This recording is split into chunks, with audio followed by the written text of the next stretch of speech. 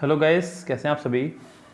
So guys, sentence improvement का किरण से आपका चल रहा है टॉपिक, और आज हम लोग पहुंच चुके हैं सेंटेंस इम्प्रूवमेंट के नेक्स्ट पार्ट पर, यानी कि डे 6 पर, जहां हम लोग बात करेंगे आज 121 से आगे के क्वेश्चनों की। इस गाइस, अभी तक मैं आपको 120 तक इसके क्वेश्चन सोल्व करवा चुका हूं। आज हम लोग बात करेंगे 121 से आगे की। ओके गाइस, सो बहुत सिंपल वे में, बहुत इजी इस तरह से हम लोग आपको समझाने की कोशिश करते हैं गाइस, जिससे कि आपको चीज़ें समझ में आनी शुरू हो जाएं और आप अपने अच्छे मार्क्स की तरफ बढ़ चले। सो गाइस, शुरू जाइए मेरे साथ में और बस बिल्कुल बेफिक्र होकर के तैयारी कीजिएगा। यहाँ जो आज आपके क्वेश्चन है, आपके 121 से 125 तक, ये आपके SSC statistical investigator grade 4th exam में आए हुए 2007 का ये पेपर है आपका, यानी कि आज से लगभग 13 साल पहले का ये पेपर आपका है। कह रहा है कि can this machine be adopted in farm work. So guys, हमें यहाँ बताना है कि सेंटेंस में अडोप्टेड के साथ में जो इन लगा है, क्या ये सही है या नहीं। गाइज, मैं आपको बता दूं, किसी भी पर्पज़ को किसी भी पर्पज़ को या किसी फंक्शन को पूरा करने के लिए हम लोग इस्तेमाल करा करते हैं फॉर का। तो यहाँ पे क्लियर आपका मीनिंग हो जाएगा इसका answer for. Can this machine be adopted for farm works के लिए ये अडोप्टेड यानी कि इसको अनुकूल बनाया जा सकता है, सॉरी लिया जा सकता है। तो गाइस, यहाँ पे फार्म वर्क आपका हो जाएगा आंसर क्लियरली। नेक्स्ट क्वेश्चन कह रहा है कि the driver was dazzled by bright light of approaching car. So guys, यहाँ पर उसने इस्तेमाल किया डेजल्ड का। डेजल्ड जो कि एक वर्ब है। यस, जब कोई आप सामने से लाइट आ रही हो, उसके सामने आपकी आंखों को चुंधिया जाना, एक तरह से कह सकते हैं। यस, नॉर्मली हम लोग इस्तेमाल करते हैं इस शब्द का, लेकिन मेरी आम भाषा में इसका इस्तेमाल हम कर लेते हैं आंखों का चुंधिया जाना बहुत अधिक रोशनी के आगे, तो उसको बोलते हैं डेजल। तो गाइस, यहाँ पे ये बिल्कुल ठीक इस्तेमाल हुआ है, जिसकी जरूरत थी यहाँ पर होना। तो इसका मतलब ये आपका सेंटेंस हुआ नो इम्प्रूवमेंट। इस सेंटेंस में किसी इम्प्रूवमेंट की कोई रिक्वायरमेंट नहीं है। इस सेंटेंस का आंसर आपका हो जाएगा 4th करेक्ट। आगे बढ़ते हैं गाइस, क्या कह रहा है 123 क्वेश्चन में। कह रहा है कि what does it matter most is the quality of the goods that we require. So guys, आपको बताना है कि यहाँ सेंटेंस में क्या मिस्टेक रहेगी। गाइस, उन्होंने सेंटेंस में कहा what does the matter. Guys, यहाँ पे व्हाट डज इट मैटर उसने इस्तेमाल किया सेंटेंस में, लेकिन गाइस मैं आपको बता दूं, अगर सेंटेंस की शुरुआत ही डब्ल्यू फैमिली से हो, किससे गाइस, अगर सेंटेंस की शुरुआत आपकी डब्ल्यू फैमिली से हो, डब्ल्यू एच फैमिली से, और उसके तुरंत बाद लगी हो कोई हेल्पिंग वर्ब, क्या लगी हो, हेल्पिंग वर्ब। सो गाइस, हम लोग जो है इसके तुरंत बाद क्वेश्चन मार्क्स का इस्तेमाल क्या करते हैं, जो कि उसने यहाँ इस्तेमाल नहीं किया है। यस गाइस, सेंटेंस में क्वेश्चन मार्क्स का इस्तेमाल होना चाहिए था, जो कि सेंटेंस में नहीं है कहीं भी। तो यहाँ से हम लोग व्हाट डज इट मैटर्स को हटा करके हम लोग करेंगे व्हाट मैटर्स। ओके गाइस, तो यहाँ सेंटेंस में हमारी साफ साफ मिस्टेक जो दिखाई दे रही है, यानी कि जो आंसर हमें दिखाई दे रहा है, वो हो जाएगा हमारा क्लियरली 3rd करेक्ट। इस बाकी के सभी ऑप्शन हमारे रेस से बाहर हैं, तो इस सेंटेंस का आंसर आपका हो जाएगा 3rd वाला करेक्ट। अगर डब्ल्यू फैमिली के तुरंत बाद हम लोग हेल्पिंग वर्ब का इस्तेमाल कर रहे हैं, तो आखिरी में क्वेश्चन मार्क्स का होना भी अनिवार्य है बच्चों, जो कि सेंटेंस में नहीं था। जैसे कि नेक्स्ट सेंटेंस देखें, कह रहा है कि 24 सेंटेंस में कह रहा है you called on me when I was not at home, don't you. So guys, यहाँ पे क्वेश्चन टैग में मैंने आपको बताया है कि जिस तरह की होगी आपकी हेल्पिंग वर्ब, उसी से ही बनेगा आपका क्वेश्चन टैग का सेंटेंस। यस, यहाँ मैं अगर बात करूँ तो हेल्पिंग वर्ब यहाँ पे आपकी इस्तेमाल करी उसने कॉल्ड, जो कि आपकी सेकंड फॉर्म। क्या है गाइस, यहाँ पे सेकंड फॉर्म हम लोग इस्तेमाल करेंगे इसके लिए डिडंट का। किसका इस्तेमाल करेंगे, डिडंट का। सो गाइस, यहाँ पे डोंट नहीं डिडंट होना चाहिए था, जो कि आपका सेकंड के पास है। सो डिडंट यू इसका आंसर होगा। गाइस, मैं आपको पहले भी बता चुका हूँ एक बारे में कि क्वेश्चन टैग बनाते समय में ध्यान रखना होता है कि अगर सेंटेंस आपका अफर्मेटिव है तो क्वेश्चन टैग उसका बनेगा नेगेटिव, और अगर सेंटेंस आपका नेगेटिव है तो क्वेश्चन टैग बनेगा उसका आपका अफर्मेटिव। यस गाइस, तो यहाँ सेंटेंस आपका अफर्मेटिव था, क्वेश्चन टैग बना आपका नेगेटिव, तो सेंटेंस का आंसर आपका हो जाएगा डिडंट यू। आगे बढ़िए गाइस, क्या कह रहा है 25 क्वेश्चंस पर कह रहा है कि he paid the care taker for his board and lodging. So guys यहाँ पे बोर्ड जो है आपका एक नाउन की तरह इस्तेमाल हो रहा है। यस, बोर्ड मतलब एक लंबा लकड़ी का टुकड़ा कोई चीज़, तो यहाँ पे इस्तेमाल कर सकते हैं इसका इस्तेमाल अच्छे से। अगर कुछ बच्चे सोच रहे हैं कि यहाँ पे बोर्ड की जगह BOARDING बोर्डिंग होना चाहिए था, बिकॉज उसके बाद एंड के बाद लॉजिंग लगा है। सो गाइस ये गलत हो जाएगा, बिकॉज बोर्डिंग एक वर्ब है, पहली बात तो ये है। यस, और यहाँ पे किसी चीज़ को सुधारने से मतलब हो जाएगा इसका। यस, तो इसका आंसर नहीं हो पाएगा क्लियरली, तो यहाँ पे सेंटेंस आपका नो एरर हो जाएगा, नो इम्प्रूवमेंट। इस सेंटेंस का आंसर हो जाएगा आपका फोर्थ करेक्ट। सेंटेंस नंबर 126, 127 आगे के पोर्शन देखिएगा। यहाँ पे उसने साफ कहा है, यहाँ पे सेंटेंस जो आपके 126 से 135 तक SSC section officer commercial audit 30/9/2007 में ये एग्जाम कंडक्ट आपका हुआ है। यहाँ इसमें 10 क्वेश्चन हैं पूरे, इनको कवर करेंगे गाइज। यहाँ कह रहा है कि 126 क्वेश्चन में I had my years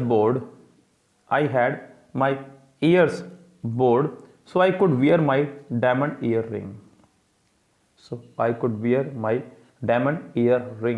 So guys यहाँ पर उसने कहा I had my ear bored, so यहाँ पे कह रहा है कि मैं बोर हो रहा हूँ। I could wear my diamond earrings, so I could hold, prickled, pierced या फिर नो इम्प्रूवमेंट। इस सेंटेंस में आंसर होगा आपका pierced। क्या होगा गाइस? पायर्स, क्योंकि पायर्स यानी कि बोलते हैं एक होल करने को कान वगैरह में, नाक वगैरह में, PIERCED, कान या नाक में जो लड़कियां छेद करवाया करती हैं उसको पायर्स बोलते हैं। और यहाँ पे ये इसका प्रॉपर आंसर है, बिकॉज रिंग आपको तभी पहनी जाएगी जब आप वहाँ पे कोई छेद कराएंगे। सो गाइज इसका आंसर आपका हो जाएगा थर्ड करेक्ट।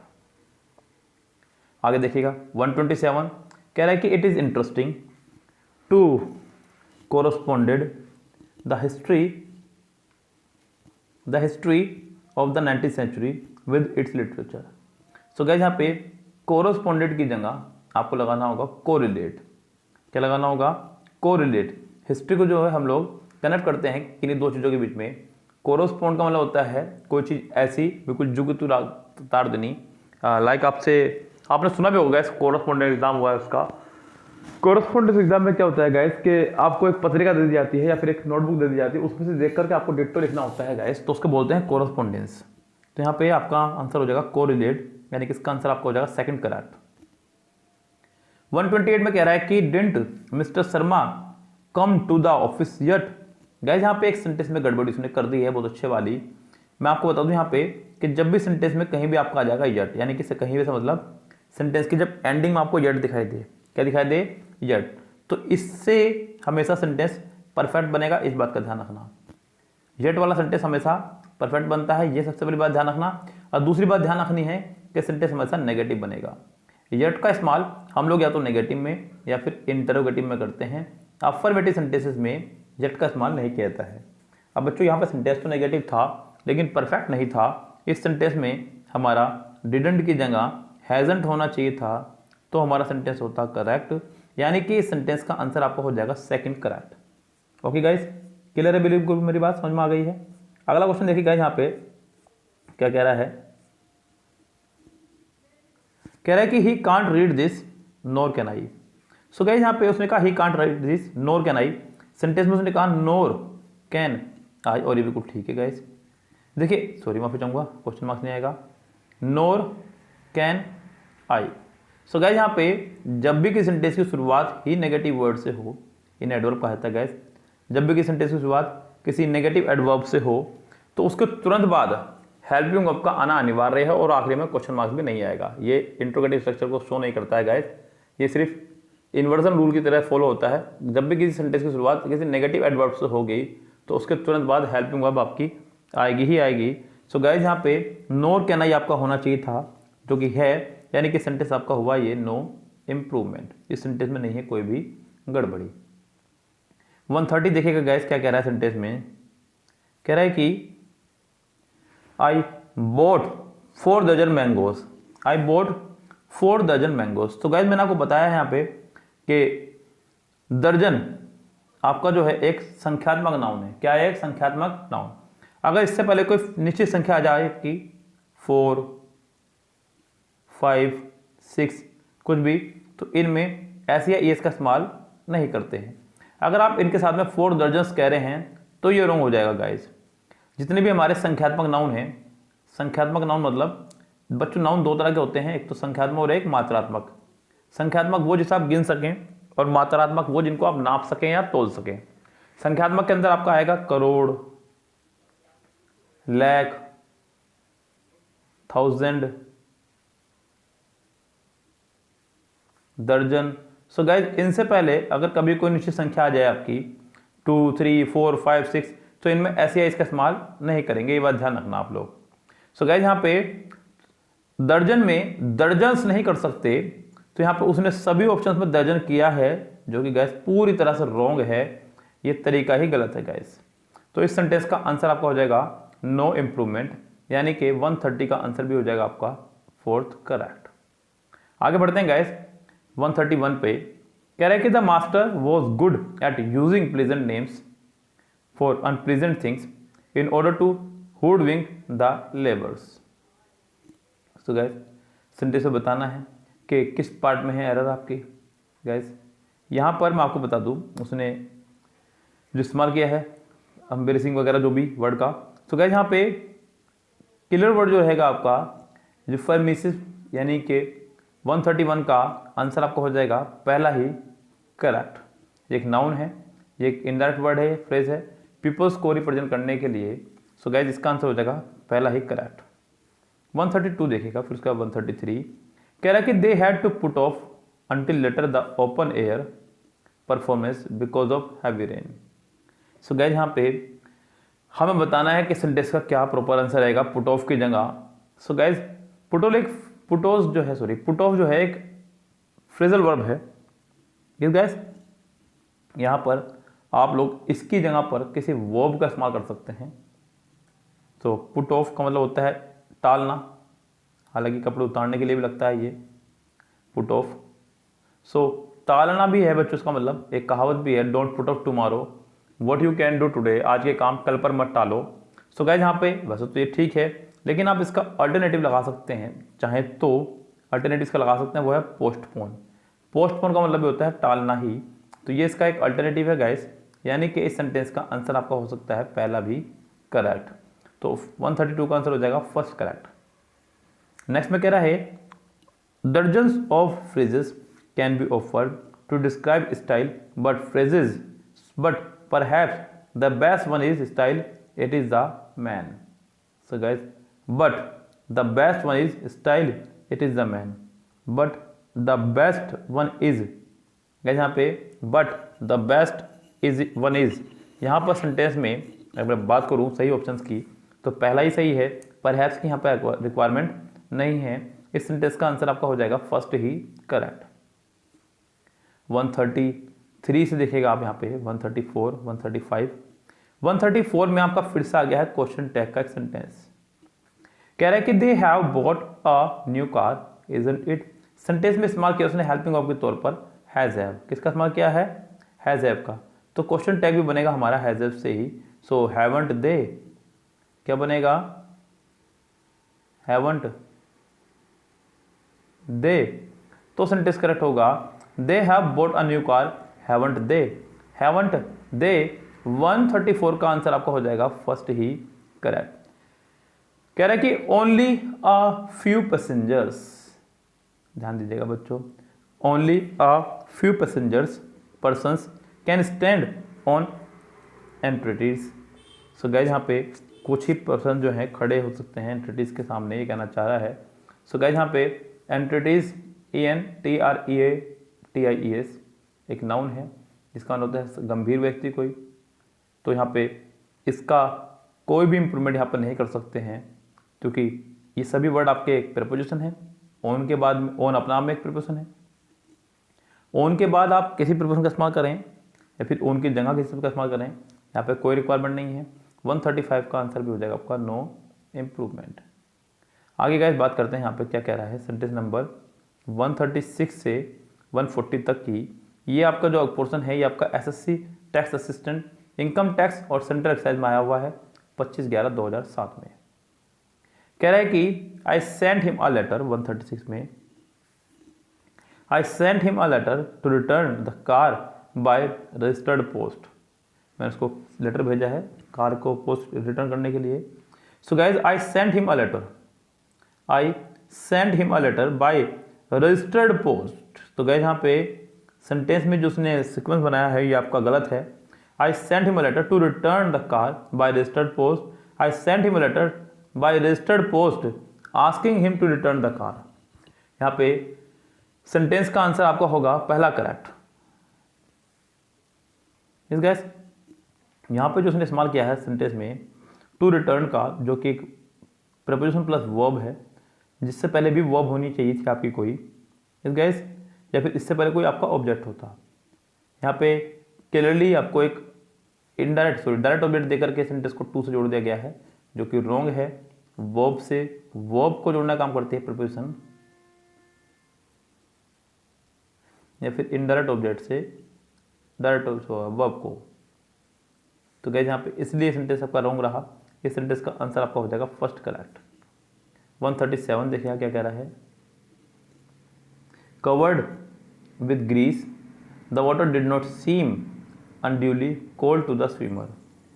सो गाइस यहाँ पे सेंटेंस में अगर मैं बात करूँ, यहाँ पे मैं आपको पहले ही बता चुका हूँ गाइस कि जब दो सेंटेंस आपके इस तरह से कनेक्टेड हो और दोनों काम को करने वाला कोई एक ही व्यक्ति हो, अगर दोनों काम को करने वाला कोई एक ही व्यक्ति हो तब हम लोग एक ही सब्जेक्ट से काम चला लेते हैं, द वाटर, जैसे कि यहाँ पे सब्जेक्ट आया, लेकिन इस काम को करने वाला कोई और है। कवर्ड विद ग्रीस कोई और काम कर रहा है और द वाटर वाला काम कोई और कर रहा है। सो दोनों को अपना यहाँ पे सब्जेक्ट चाहिए। सो यहाँ पे सेंटेंस बनेगा आपका as he was covered with grease, आगे का सेंटेंस एज इट इज रहेगा, यानी कि सेंटेंस का आंसर आपका हो जाएगा फर्स्ट करेक्ट। इस गाइस 138 देखिएगा क्या कह रहा है, कह रहा है कि the old woman gave her dog biscuit, the old woman gave her dog biscuit. तो गाइस यहाँ पे गेव मतलब देने से है और दिया क्या है ये देखना होगा। The old woman gave biscuit to her dog, sentence इस तरह से बनना चाहिए था, यानी कि इस सेंटेंस का आंसर आपका होगा फर्स्ट करेक्ट। आगे बढ़िएगा 139 पे। 139 में क्या कह रहा है, they take their children for a drive in the charming countryside around Bangalore always. So guys यहाँ पे ऑलवेज जो इसने इस्तेमाल किया ये एक एडवर्ब है। इस गाइस क्या है आपका एडवर्ब। सो एडवर्ब की पोजीशन ज़्यादा बेस्ट होगी कि आप इसे वर्ब से पहले इस्तेमाल करें। किससे पहले इस्तेमाल करें, वर्ब से पहले। तो यहाँ पे दे ऑलवेज टेक ज़्यादा बेटर है। तो अभी देखते हैं ऑप्शन हमारे पास क्या क्या है। यहाँ पे दे टेक देयर चिल्ड्रन, पहला ऑप्शन उसने कहा 139। उसके बाद में उसने कहा अगले में दे टेक देयर चिल्ड्रन, फिर से मुसीबत, सो दे ऑलवेज। तो गाइस यहाँ पे थर्ड ऑप्शन में जो हमें चाहिए था वो यहाँ है, तो इस सेंटेंस का आंसर भी आपका हो जाएगा थर्ड ही करेक्ट। आगे बढ़ेगा 140, कह रहा है कि to prevent head colds use a nebuliser to spray into your nose until it drops down into your throat। So guys अगर आपको हेड कोल्ड से बचना है तो नेबुलाइजर को जो अपने नाक से स्प्रे करना है तब तक वो आपके गले तक ना पहुंच जाए, ये कहना चाह रहा है गाइस यहाँ पे। So to prevent head cold use a nebuliser, to prevent head cold use a nebuliser to spray into your nose, to spray into your nose until. अब यहाँ पे अंटिल के बाद जो उसने इट लगाया है, अब इट नहीं, दवाई की बात होनी चाहिए, until the drug drops down into your throat. So guys यहाँ पे इट का इस्तेमाल नहीं होगा, यहाँ पे सेंटेंस में हम करेंगे ड्रग का, दवाई का, जो कि गाइस आपका यहाँ पे पहले में ही द ड्रग। सो गाइस इस सेंटेंस का आंसर भी हो जाएगा आपका फर्स्ट ही करेक्ट। आगे बढ़ते हैं गाइस क्या कह रहा है, 141 से 150 तक का जो पोर्शन है आपका SSC section officer audit exam 6/11/2009 में ये आया हुआ है, 6/1/2008 में, सॉरी आज से 12 साल पहले। कह रहा है कि he decline all the allegations against him. So guys यहाँ पे ही डिक्लाइंड, जिसने डिक्लाइन का इस्तेमाल किया है, डिक्लाइन का मतलब होता है किसी चीज़ को छोटा बनाना, छोटा करना, कम महत्वपूर्ण बनाना, जो कि आपका रोंग है। सो यहाँ पे मना कर रहा है वो, मना करने के अर्थ में हम लोग इस्तेमाल करेंगे रिफ्यूज का। किसका? रिफ्यूज का। सो गाइज इसका आंसर आपका हो जाएगा second correct.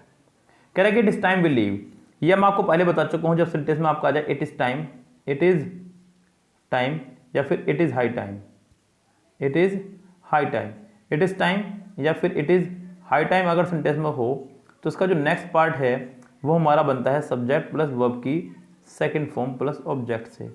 So it is time will leave की जगह it is time will left होना चाहिए था, तो सेंटेंस करेक्ट रहता, यानी कि 142 का आंसर आपका हो जाएगा फर्स्ट करेक्ट।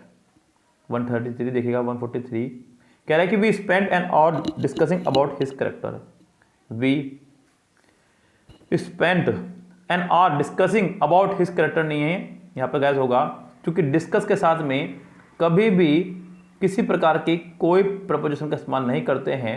इस सेंटेंस का आंसर आपका हो जाएगा first correct, discuss his character not about his character. After the letter reach me I shall know the result. So guys यहाँ पे 144 में आपको उसने प्रॉब्लम दी है सेंटेंस में, कह रहा है कि after the letter reached me I shall know. Guys अगर मैं बात करूँ बाद वाले सेंटेंस की तो उसने बाद में इस्तेमाल किया है आई शैल, और मुझे बताना है कि रीच वाला पोर्शन सही है या गलत। गाइस आगे वाला पोर्शन जो है ये फर्स्ट फॉर्म में है, मैं हमेशा विल शैल कैन में को रखता हूँ वर्ब की फर्स्ट फॉर्म के रूप में, और वुड शुड कुड माइट को रखता हूँ वर्ब की सेकंड फॉर्म के रूप में।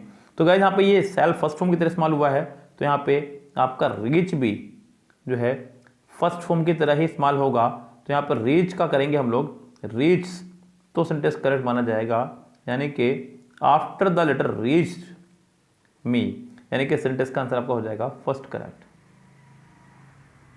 145 से देखिएगा, कह रहा है कि I have return the library books yesterday. 145 I have return the library book yesterday. Guys मैंने आपको बताया कि जब भी सेंटेंस में आपका आए यस्टरडे, लास्ट,